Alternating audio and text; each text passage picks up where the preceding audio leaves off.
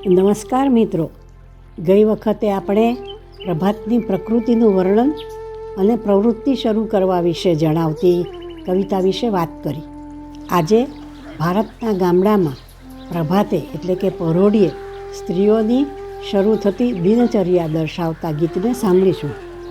અલબત્ત હવે તો આ પ્રવૃત્તિઓ રહી નથી, છતાં આજના જનરેશનને એ જાણવું અને માણવું ગમશે.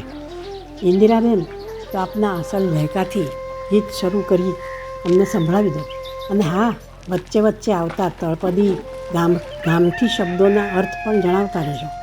તો ચાલો શરૂ કરીએ. ઇન્દિરાબેન, તમારું ગીત. પ્રભાતિયામાં ગામડાની સવારની, અરે સવાર નહીં, પરોઢીની. પરોઢ એટલે કે પહેલો પોર. અગાઉના જમાનામાં સ્ત્રીઓ પહેલે પોરે જાગી જતી અને ઉઠતા વેર કઠોર પરિશ્રમ ચાલુ થઈ જતો. દળવું, દોહવું, વલોવવું, પાણી ભરવા જવું, રોટલા બનાવવા, વાસીદા કરવા વગેરે.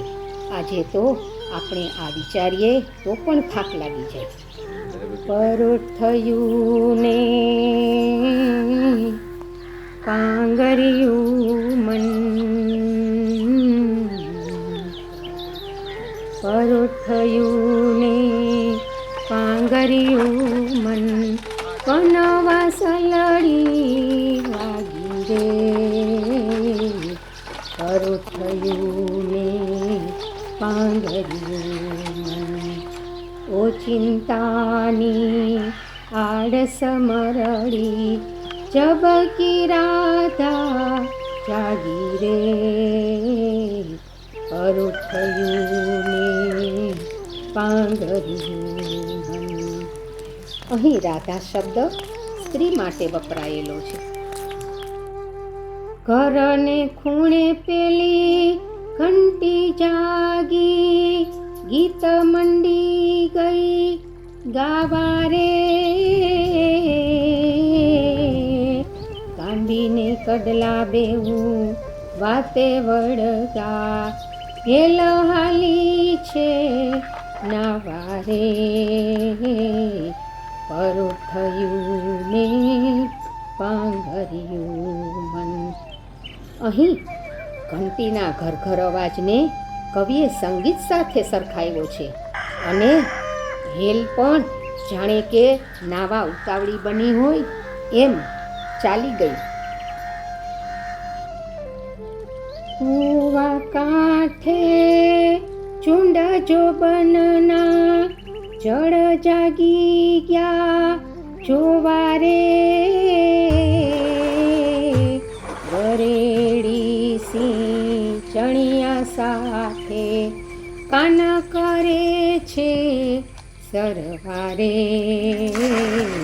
પરોઢ થયું ને પાંગર્યું મન, આભનો ચંદરવો બન્યો અણોહરો, દીવડા મંડાઓ લાવા રે.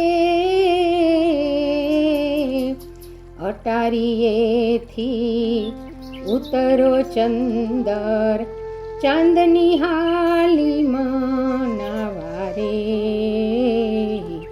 પરોઢ થયું ને પાંગર્યું મન. ચાંદો અણોહરો બન્યો એટલે કે ચાંદો ફીકો બન્યો, અને દીવડા ઓલાવા એટલે કે તારા તો ઝાંખા પડી ગયા. જાગી સાવરણી સાવરણાને, સૂતેલો જગાડ્યો રે. કોયરું ફળિયું ચોખી શેરી, સૂતો ચોક જગાડ્યો રે.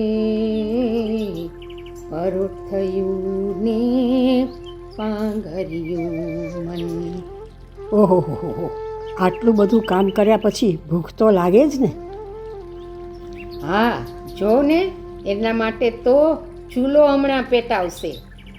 જે તો ચૂલો તપીતાવળી, શિરામણ હા ભરિયા રે. વાછરડા તો ગાને વળગા, દૂધે મોઢા ભર્યા રે. પરોઢ થયું ને પાંગર્યું મન. અહીં શિરામણ એટલે સવારનો નાસ્તો. પરોઢ થયું ને પાંગર્યું મન, વનવાસ લડી વાગી રે. પરોઢ થયું ને પાંગર્યું મન, પરોઢ થયું ને પાંગર્યું મન, પરોઢ થયું ને પાંગર્યું મન. વાહ વાહ વાહ, મજા આવી ગઈ ઇન્દિરાબેન. આપ સૌને પણ ગમ્યું જ હશે એવું માનીએ છીએ.